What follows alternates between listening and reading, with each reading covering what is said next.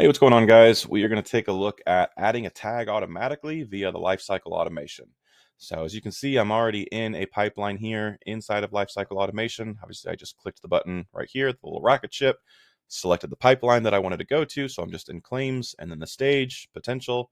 So what I'm going to do now is click on this blue button up here, and then this option for add an automated step of tag. Now what this is going to do is it's going to tag this service opportunity as soon as it comes in here, or whenever I dictate it off of the time period here. So if I say, I want to tag it corn dogs the second that it comes in, right after it's enters the stage, I immediately want it to be tagged because I'm going to have some specific automations built around the tag corn dogs later, right?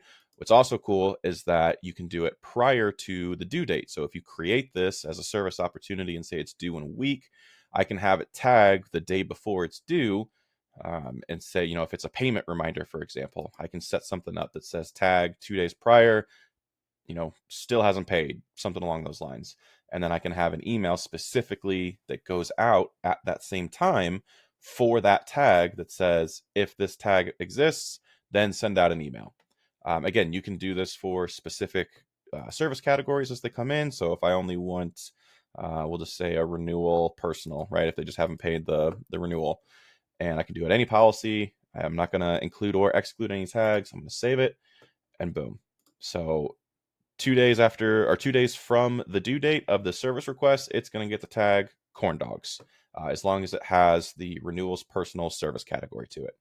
So a lot of use cases that you can utilize that feature for. I gave you a couple on this as well.